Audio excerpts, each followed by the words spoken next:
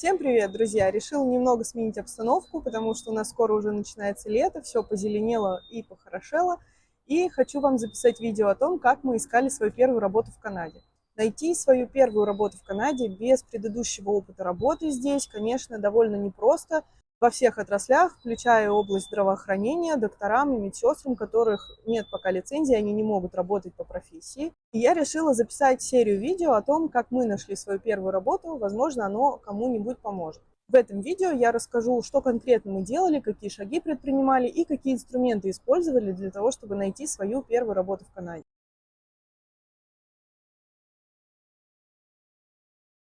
Ну и, собственно, первое, что необходимо сделать до начала поиска работы, это переделать свое резюме под канадские стандарты и также сделать себе cover letter. Вообще здесь хочется дать совет, который, возможно, очень очевиден для некоторых, но все же. Начинайте заниматься резюме и cover letter как можно раньше, так как его подготовка может занять 2-3 недели и даже месяц, и в особенности хорошо написанный cover letter тоже может сыграть очень большую роль.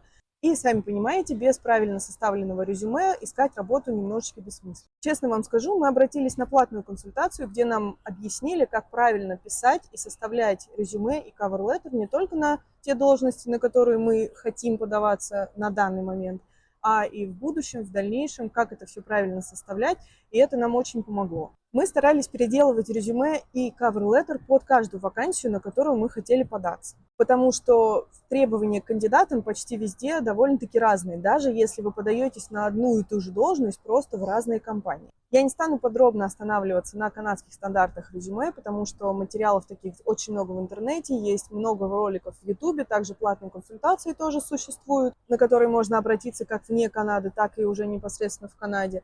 Также, если вы находитесь уже в Канаде, существуют здесь бесплатные центры помощи иммигрантам, новоприбывшим, которые тоже помогают бесплатно составить резюме под какую-либо вакансию, но я о них чуть позже расскажу более подробно. А здесь хочется привести просто один пример из того, что мы меняли в своем резюме под каждую вакансию. Обратимся в раздел Professional Skills, а именно Hard и Soft Skills. Мы будем обращать внимание здесь на Soft Skills. Надо обязательно смотреть, какие требования написаны в самой вакансии. Например, вы в своем резюме написали Skill Attention to Details, а в вакансии написано Skill Detail Oriented. По сути, это одно и то же, но написано оно по-разному. И именно потому, что написано оно по-разному, ваше резюме может не пройти первоначальный отбор, который чаще всего здесь в компаниях происходит с помощью AI, искусственного интеллекта. AI выбирает эти резюме по ключевым словам, которые есть уже в вакансии. И именно после этого они попадают к человеку. Поэтому вам такая рекомендация просто. Писать надо свои скиллы именно так, как они прописаны в вакансии, на которую вы подаетесь.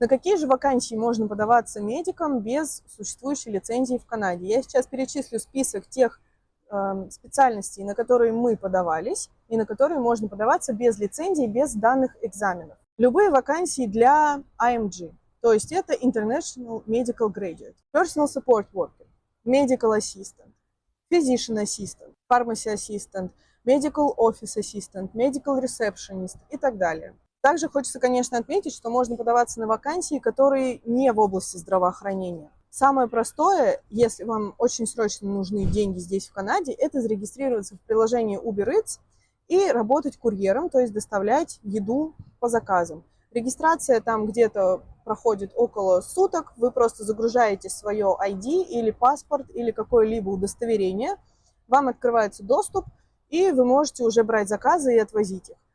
Понятное дело, что эта работа, конечно, может быть как временной, так и постоянной, в зависимости от того, сколько времени вы хотите тратить на доставку заказов. Только имейте в виду, что рюкзак для еды, в которой она должна храниться, перевозиться, чтобы она сохраняла там свою температуру, это вы должны покупать самостоятельно. Компания это не предоставляет. Есть еще работы, на которые мы тоже подавались, например, на склады магазинов больших, как Costco, Walmart, Loblaws, но там иногда еще и сотрудников сезонно набирают, поэтому имейте это в виду, когда рассылаете свое резюме.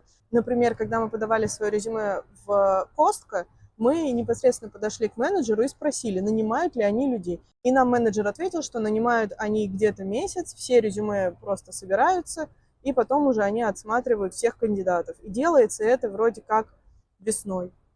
Но это один из Costco, их много, поэтому просто спрашивайте именно те магазины, в которые вы хотите подавать свое резюме.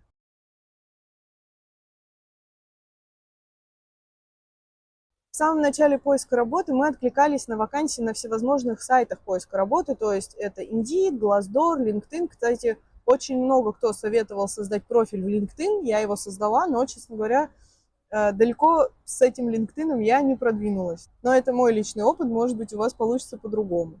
Позвали нас после этих рассылок на 2 интервью, одно видеоинтервью, одно личное интервью, но ответа после этого никакого не было. Рассылали мы вот так вот резюме где-то месяц.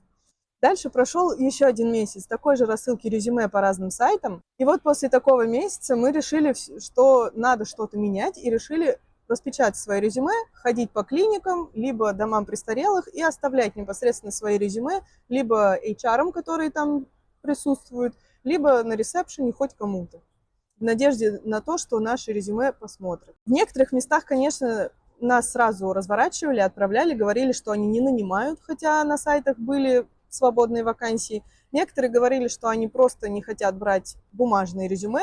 Отправляйте через сайты, либо на почту HR, которые у них на сайтах висят. А в некоторых компаниях резюме брали, и нам даже удавалось очень быстро познакомиться с HR и представиться, и немножечко даже рассказать о себе. Так мы ходили примерно неделю, 1,5 недели и раздали около 30 резюме каждый. И, конечно, здесь уже отклик был гораздо больше, чем тогда, когда мы просто рассылали эти резюме через сайты. Нас после таких хождений позвали на 3 интервью. И, собственно, в одном из тех мест, куда мы пришли пешком и отдали свое резюме непосредственно в руки, мы сейчас и работаем. Кстати, резюме можно распечатать бесплатно в YMCA. Это вот как раз одна из тех организаций, которые помогают новоприбывшим в Канаде.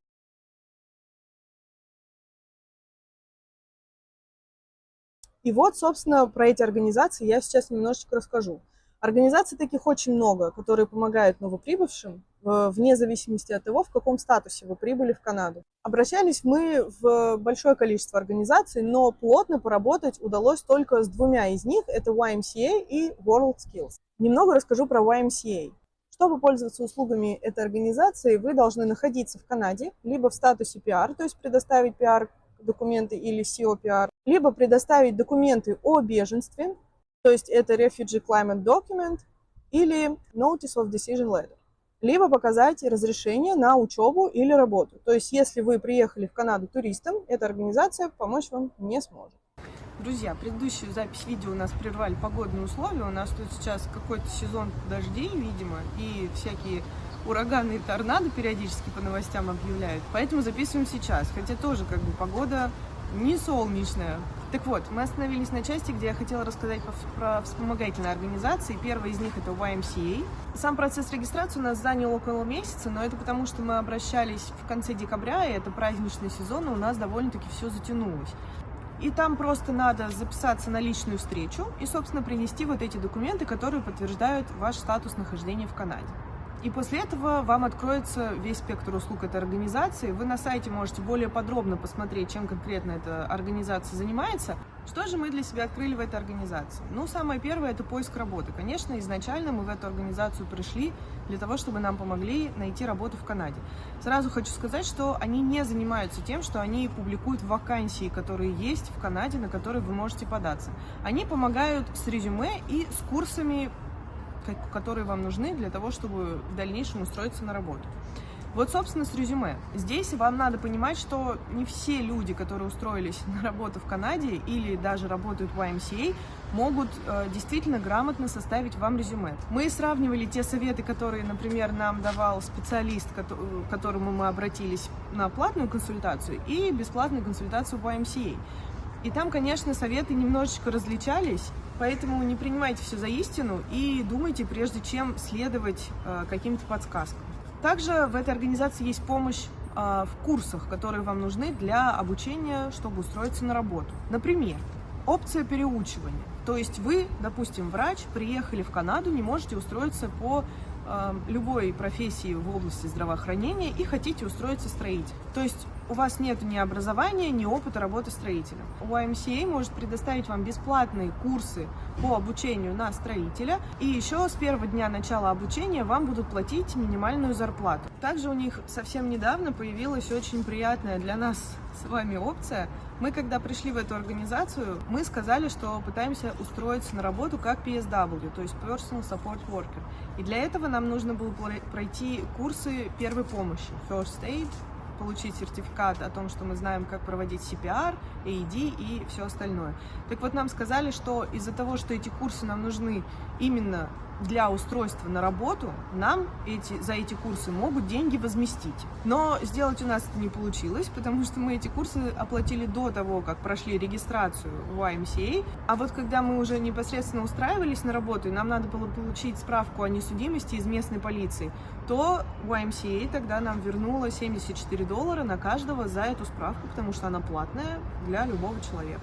Поэтому я бы посоветовала начать сотрудничество с этими организациями, то есть именно зарегистрироваться там как можно раньше, потому что разные бенефиты появляются каждый день, за всеми не уследить, но сотрудник организации YMCA вам все подробно расскажет, и, может быть, вам получится либо вернуть какие-то деньги, либо еще как-то эта организация вам поможет. Поэтому вот такой вот совет.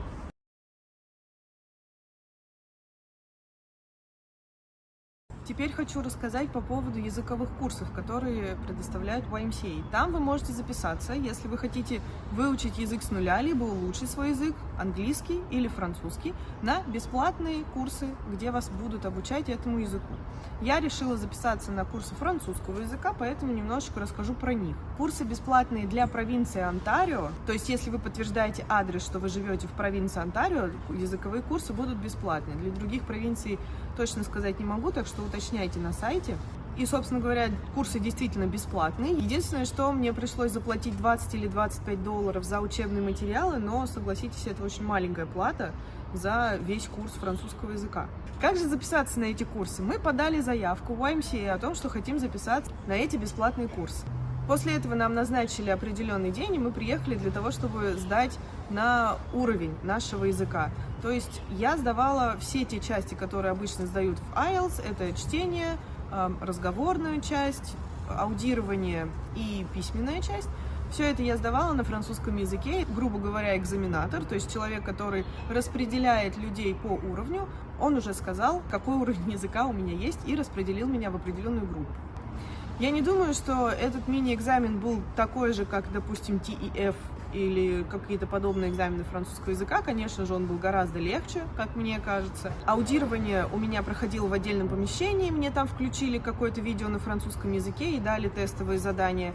На письменной части дали листок бумаги, на котором была картинка, там были люди в продуктовом магазине. И мне надо было описать на французском языке все, что я вижу на этой картинке, все, что я вижу или думаю, что эти люди могут делать, там про овощи, про какие-то продукты. На части чтения мне дали несколько текстов, каких-то исторических, как я помню, потому что там были разные даты, и я должна была ответить на тестовые вопросы. И разговорная часть у меня проходила с человеком, который в дальнейшем распределял на группы по уровню языка. Разговор был довольно короткий, обычные вопросы, ничего сложного. В общем, у меня вышел уровень языка французского А2, хотя до этого я его учила только в школе, видимо, что-то запомнила. У Андрея А1. И нас распределили по разным группам, соответственно. Немного расскажу про сами курсы. У меня занятия начались в конце января и должны были закончиться в начале июня. Сразу скажу, что курсы я перестала посещать после того, как устроилась на работу, потому что приоритет отдала именно работе. И здесь еще хочется сказать, что я не уверена, что после прохождения этих курсов вам выдадут какой-либо сертификат, который будет подтверждать уровень знания вашего языка. Этот вопрос я не уточняла, но, если честно, очень сомнительным кажется выдача каких-либо сертификатов. Сами занятия проходили по видеосвязи. Это было двухчасовое занятие, то есть с 6 до 8, 2 дня в неделю и с перерывом 10 минут в середине урока. Нас было примерно 30 человек в группе, только когда мы начинали. Конечно, дальше уже становилось меньше, и когда я уходила оттуда, это было начало апреля, там нас оставалось уже где-то человек 15 из 30, которые были с самого начала. Преподавательница наша была очень милая, франкоговорящая женщина, которая не всегда понимала английский язык, то есть мы задавали ей вопросы, если нам что-то было непонятно на английском языке, и, возможно, еще в этом была проблема, потому что она не всегда понимала нас, мы не всегда понимали ее, и даже если она пыталась объяснить какой-то ответ на вопрос минут 15-20, все равно иногда после этого оставались еще дополнительные вопросы. Само занятие проходило так, что первый час мы повторяли домашнее задание, после этого был перерыв, и после перерыва мы обсуждали какую-то новую тему. Темы это были прописаны, то есть нам до начала занятия присылали файл, в котором где-то было от 30 листов А4, и там были прописаны все топики, которые мы должны обсудить на занятии. Конечно, не всегда было время, и не всегда мы укладывались во времени, некоторые темы мы просто пропускали, оставляли на следующий раз. Сами темы преподавательница не объясняла. То есть там было написано объяснение темы на французском языке, она называла человека из нашей группы, он зачитывал это на французском языке, и дальше мы переходили сразу же к практическим занятиям. Если честно, мне такой подход не очень был полезен, потому что мне бы хотелось, чтобы мне немножечко объясняли, как именно, допустим, строится вопросительное предложение, или как именно строится прошедшее время или будущее время во французском языке. А слушать, как люди, которые такие же, как я, только-только учат французский язык и пытаются еще читать на нем, это было, конечно, как по мне, не очень эффективно. В целом, конечно, хочется сказать, что такие курсы, наверное, больше подойдут для тех людей, которые хотят улучшить свой уровень языка. Допустим, если у вас уже есть B2 и вы хотите просто подтянуть разговорную французскую речь, эти курсы очень хорошо подойдут. Там вы будете общаться непосредственно с носителем языка, и это будет бесплатно. Но для тех людей, которые, как я, пытаются с нуля заново выучить французский, конечно, я бы не рекомендовала такие курсы.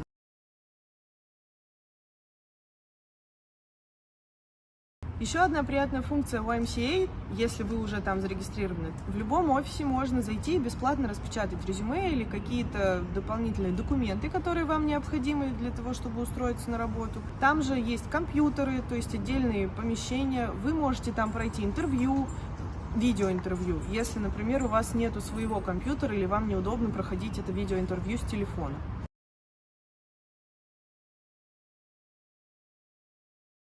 Немного расскажу про организацию WorldSkills. Эта организация тоже помогает новоприбывшим, тоже помогает с работой, с обучением, с переквалификацией, но в этой организации уже делают акцент на улучшении уже существующей профессии. То есть это больше не про переучивание, а про набор дополнительных навыков. То есть, если вам надо подтвердить свою квалификацию для Канады, либо пройти какое-то дополнительное обучение, какие-либо курсы для того, чтобы устроиться потом по специальности, то WorldSkills в этом очень хорошо помогает. Вот на сайте области, с которыми они работают, для медиков, честно говоря, сильной помощи мы не нашли, потому что в любом случае, если вы хотите работать доктором по своей специальности, надо будет поступать в резидентуру. Пока что, к сожалению, правила никакие не поменялись. Но если вы захотите обучиться на PSW, то есть Personal Support Worker, можно попробовать обратиться к ним.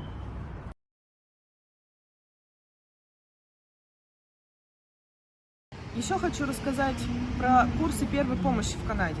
При поиске работы на должности, о которых я говорила выше, почти во всех есть требование, что необходим сертификат о первой помощи. Его можно получить, пройдя курсы от Красного Креста, либо от парамедиков Оттавы. Мы выбрали парамедиков. Собственно, наши курсы назывались Standard First Aid, NCPR Level C и NAED. Это стандартные курсы, которые у нас спрашивали при устройстве на работу. Про сами курсы. Курсы эти длились 2 дня, с 9 до 5 вечера. Проходили эти курсы на английском языке, но если вы хотите, можно выбрать французский язык. Стоили $170 на одного человека. Конечно, во время обучения были перерывы. Один перерыв большой, 1 час на обед и еще несколько перерывов по 15 минут. В первый день у нас на столах сразу же лежали большие книги, где было о первой помощи на 2 языках, на английском и на французском, которые можно было оставить себе. Там, собственно говоря, был расписан весь курс. И также еще была маленькая карманная книжечка, где были выжимки, то есть самые основные моменты. Занятия у нас проходили в нескольких форматах, и нам это очень понравилось. Первая часть была лекция, то есть нам рассказывали материал, который мы должны будем потом воплотить в практику, в практическую жизнь. После этого можно было задавать какие-либо вопросы, и дальше начиналась практика. Но перед практикой еще нам демонстрировали навыки, которые мы должны уметь. То есть непосредственно наши преподаватели, грубо говоря, делали это сначала они самостоятельно, потом уже повторяли за ними мы. И таким образом обучались. Отработка этих практических навыков тоже была очень веселая. То есть преподаватели нам придумывали разные интересные сценарии из жизни, которые они либо сами видели, либо которые они придумали из головы. И мы оказывались в этих жизненных ситуациях и действовали уже непосредственно от того, как говорит нам другой человек. То есть нас разделяли на команды, и один человек был как бы человеком, который оказывает первую помощь, а другой человек был пострадавшим. Но в зависимости от того, какие жалобы нам говорил пострадавший или на что он обращал наше внимание, мы уже действовали как спасатели. Нам рассказали практически обо всем на этих курсах в течение 2 дней. Особенно, как пользоваться новым автоматическим дефибриллятором. Этот дефибриллятор самостоятельно считывает ритм, самостоятельно решает, нужен ли разряд. И если этот разряд нужен, то в какой момент его необходимо дать. То есть все, что от вас требуется, чтобы правильно использовать этот автоматический дефибриллятор, это правильно налепить на грудную клетку пластины, которые там есть. И тоже на пластинах есть наклейки, и стрелками показано, что куда надо будет прикрепить. В общем, полезной информации было очень много. В конце 2-го дня нам дали сертификаты, маленькие картонные, о том, что мы прошли эти курсы. Эти сертификаты действуют 3 года. Если вы видите, что срок вашего сертификата подходит к концу, вы можете записаться на ресертификацию, но курс уже будет не 2 дня, а 1 день. А если срок вашего сертификата уже вышел, то надо будет заново проходить 2-дневный курс.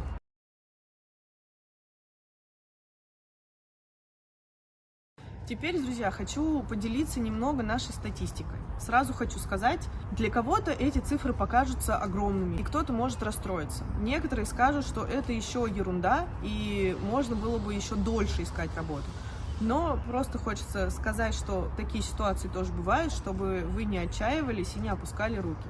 Итак, непосредственный поиск работы у нас занял примерно 3 месяца. Еще месяц до этого мы подготавливали свое резюме и cover letter. Каждый из нас разослал больше 100-120 резюме на различных сайтах поиска работы. Еще около 40-50 резюме мы разослали непосредственно по сайтам компании или лично на почту HR-агентам. И около 30-40 распечатанных резюме мы разнесли по разным местам. То есть это были дома престарелых, поликлиники, какие-то частные клиники и все, что связано с медицинскими клиниками. Это все не учитывая те работы, на которые мы подавались вне области здравоохранения. А это Starbucks, Макдональдс, Костко, Walmart и всякие другие работы, на которые мы подавались с надеждой, что будет хоть какая-то работа. Но нас туда не взяли. Из этого количества разосланных резюме на интервью нас пригласили меня 6 раз, Андрея 5 раз, из которых 2 интервью у нас не состоялось по причине отказа в компании. То есть они нашли кандидата раньше, чем у нас было интервью. Я надеюсь, что наша статистика немножечко подбодрит вас, вы не опустите руки и продолжите улучшать свое резюме и заниматься поиском работы.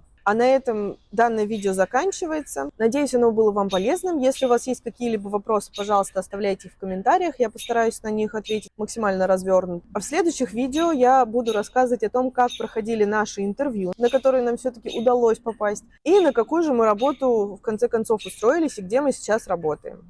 Спасибо за внимание.